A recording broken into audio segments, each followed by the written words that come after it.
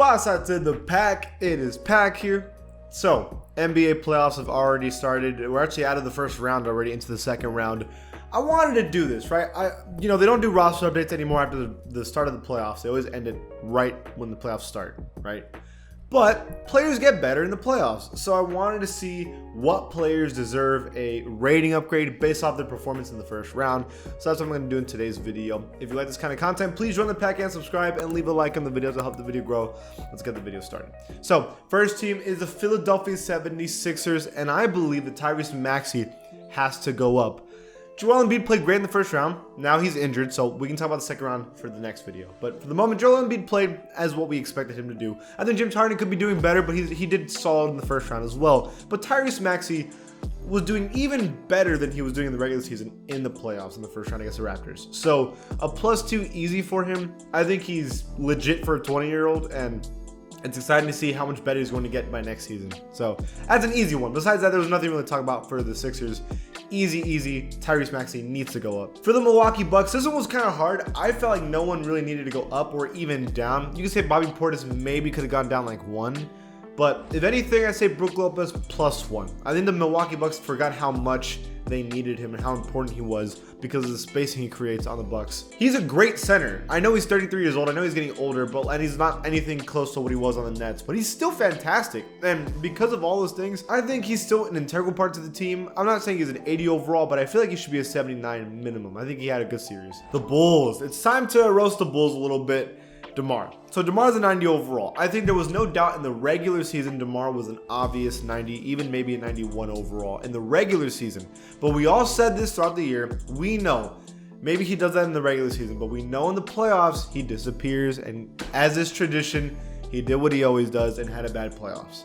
So to me, he's an easy 88 overall tied with Levine. He did just as bad as Levine did, and that's just, there's no surprise really here.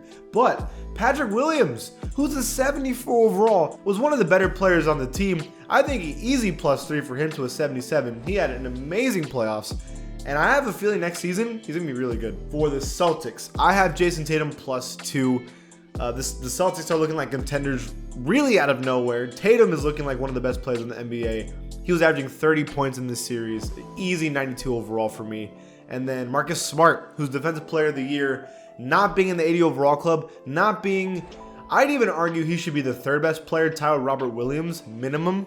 So I'd even say a +3 for Marcus Smart. He is integral. He was one of the leading scorers in the series against the Nets, and he was integral to stopping Kevin Durant. I mean, what is there more to say about Marcus Smart? Absolutely deserving of a +3 minimum. So for the Grizzlies, them beating the Timberwolves was a close series. Ja Morant didn't have the best series, so I'd say maybe like -1. But to be honest, now we're in the second round and him going crazy against the Warriors, it's hard to say that. But for sure, Desmond Bane needs to go up +2. I think he had himself... He solidified himself as the second best player on this team that series, and he can do everything. I mean, he's good at everything. It's really impressive. He showed up. That's rare to see someone who having like to have a playoff series like that in your first time in the playoffs is super impressive. Now for the Hawks, okay, Trae Young had an atrocious round. To ignore him would be wrong because he has to go at least -2. He had a really bad first round. Got destroyed by the Heat. They locked him down. He didn't score well. He can't play good defense. Terrible efficiency. Trae Young has to be like an 88 overall maximum. So he's going to go down. I'm sorry. It is what it is. I don't make the rules. John Collins, I feel, needs to go down. I know he's been battling injury all season, but you cannot be a guy that was expected to be the second best player easy to having the performance he did.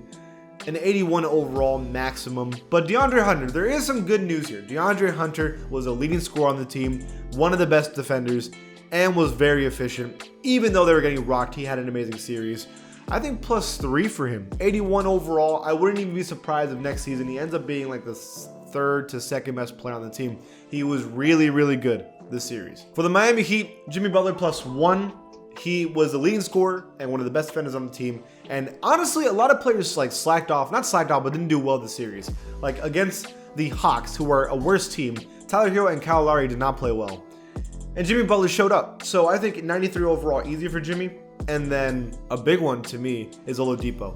Oladipo +3. Oladipo has been battling injury all year. He finally comes back. He finally gets to play for the Heat. He finally gets minutes that are meaningful. He becomes like a 6-man role for this team and shows up. He shows up even in game 5, I believe, when they beat the Hawks without Jimmy Butler. Oladipo was the leading scorer that game. I mean, he's absolutely deserving of a 79 overall and maybe even an 80 overall if they keep playing the way they have been playing. Quick for the Jazz, I think it was bad for everyone. I think Mike Conley was the worst out of everyone from -2. So I think he should go down -2. I think maybe Rudy Gobert goes -1 because he's such a liability on offense. It's like crazy. And then I'd say Jordan Clarkson was the only guy that showed up offensively, so +2 for him. But overall, the Jazz were just... They should have beat the Mavericks really easily, and they didn't, and that's bad. Speaking of the Mavericks, the reason why they weren't able to beat them easily is Jalen Brunson. I'm saying +4. I know already in the second round he's not doing that well. But based off of the first round, Jalen Brunson's an 85 overall. He went off. He went dummy that series. No excuse. No excuse to not give him a +4 here. He had an amazing series. The Brooklyn Nets. Quick little rant for KD, -1. I think only a -1 for KD. I know he had an atrocious round. He shot terrible from the field. I think that must have been the worst efficiency Kevin Durant's ever shot in a series ever. Now, he was getting double teamed, and so it's kind of hard to, hit shots when you're being double teamed. But as a player, he should have been able to get other people open based off of the double teams that was happening to him. I know that Bruce Brown was the one that he was feeding it to and not playing well. But still, when you play bad, you're going to get a bad rating. It is what it is. The positive here is Seth Curry is only a 78 overall. And I feel like Seth Curry, as good as a shooter as he is, should always be in the 80 overall club. He was the third best player on the team this series. He shot amazing from the field. He was reliable. The fact that he's not an 80 overall at all times is ridiculous. It's really hard to talk about the Nuggets because there was no chance in hell they were going to win the series in the first place. There's no one to even talk about, to be honest with you. The only player I could say is DeMarcus Cousins. He played like 10 minutes a game, was averaging 10 points. It was insane. So DeMarcus Cousins, I think, at least deserves a nod here. I think he needs to be played more now that he's healthy. Hopefully someone picks him up free agency wise and actually plays him in because he's still good at basketball. The Pelicans did a great job against the Suns. Even though they lost, they still did an amazing job. Brandon Ingram went off, okay? He had a very efficient series, was a leading scorer for the team, and they had a great series the whole time. Nothing more to say about Brandon Ingram. He needs to be Tyler C.J. McCollum after that performance.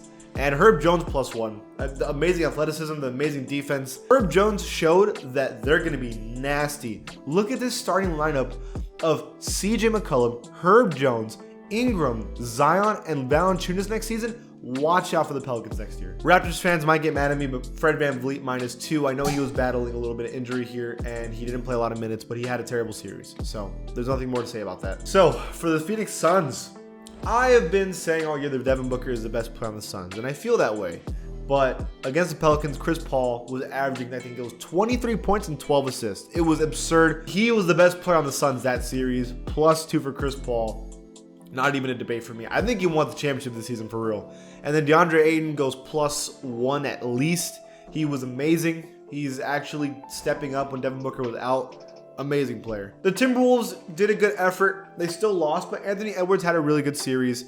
+3 for him. I think he showed up. He's an aggressive player. I think the Timberwolves honestly should have won the series because they choked twice, but Anthony Edwards is not the reason for it. He had a great series. And finally, a man that we have been saying all season long, Jordan Poole. He is valid. He is a great player. He's showing up in the first round and even in the second round now. +3 for him. He is the second best player on the Warriors, and I believe that fully. He's earned it. He's been good all season. He's been good in the playoffs. He is a valid player. Now, that is my roster changes I'm expecting and hoping from 2K. What do you guys think? Leave it in the comments below. And if you like the channel, please give it a sub. I'll see you guys next time.